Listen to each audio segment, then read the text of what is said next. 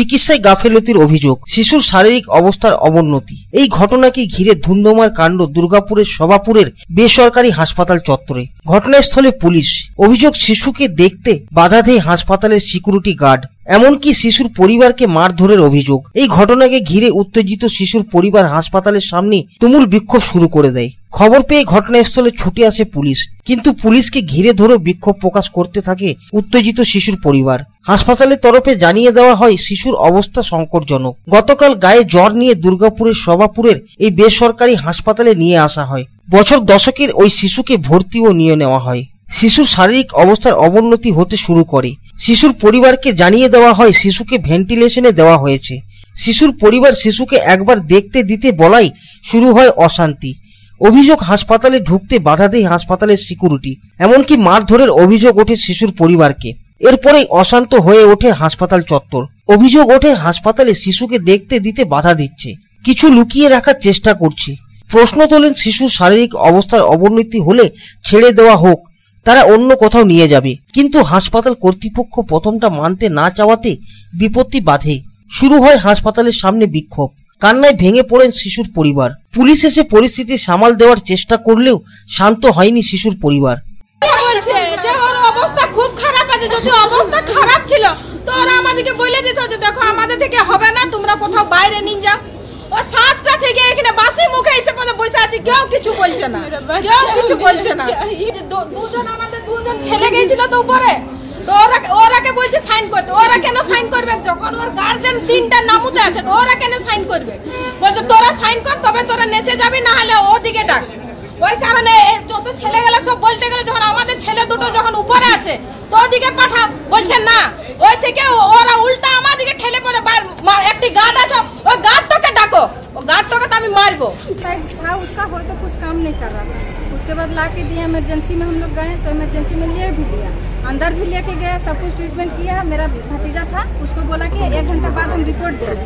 मेरा भतीजा 1 घंटा का बाद भी गया, बोला कि रुक जाइए अभी 3 घंटा का बाद रिपोर्ट आ रहा है, फिर हम आपको बताते हैं। उसके बाद फिर 3 घंटा का बाद मेरा भतीजा गया, उसका बाद बोला कि हाँ आप लोग को हड़बड़ाने से यहाँ पर होगा क्या, आप यहाँ पर आते हैं डिस्टर्ब करने के लिए, बच्चा डिस्टर्ब हो रहा, अगल बगल पेशेंट भी है वो भी डिस्टर्ब हो रहा, आप यहाँ पर बार बार मत आइए। फिर मेरा भतीजा वहाँ जाने बंद कर दिया।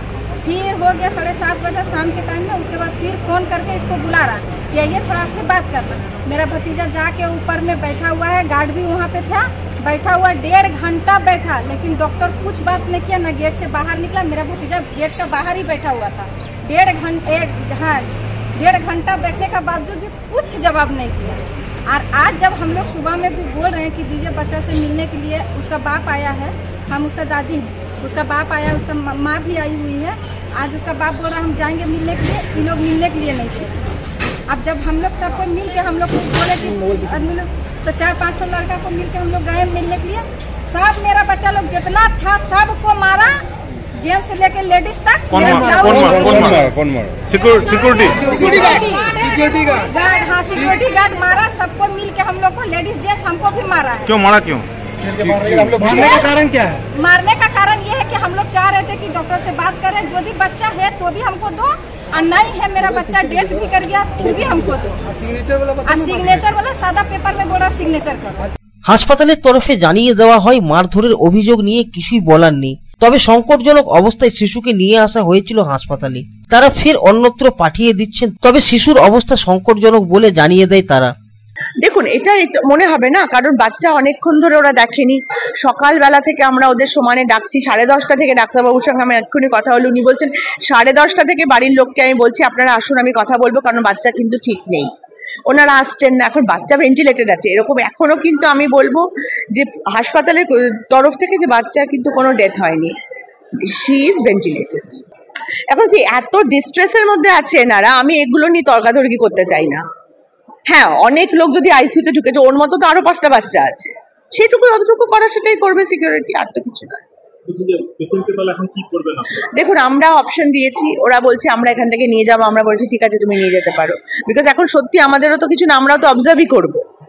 এখন ওরা নিয়ে যেতে চাইছো, তো আমরা কলকাতায় 2-1 জায়গায় কথা বলছি, দেখি কোথায় সম্ভব। ওরা বর্ধমান মেডিকেল কলেজও বলেছে, আমরা বলেছি তোমাদের যা সহযোগিতা লাগে আমরা দেবো, আমরা ACLS অ্যাম্বুলেন্সও দেবো যাতে ভেন্টিলেট করে বাচ্চা নিয়ে যেতে পারে, কোনো অসুবিধা হবে না। দেখি, চেষ্টা করছি। গোটা ঘটনাকে ঘিরে টানটান উত্তেজনা দুর্গাপুরের সভাপুরের বেসরকারি হাসপাতাল চত্বরে। দুর্গাপুর থেকে সাধন রুজের রিপোর্ট, পাবলিক টাইমস। কিছু পরম্পরা আর শেখা মায়ের থেকে চলে আসে মেয়ের কাছে, ঠিক যেরকম হনুমান্তা চাক্কি ফ্রেশ আটা, ঠিক যেন মায়ের ভালোবাসা, যেমন শুদ্ধতা তেমন স্বাদ।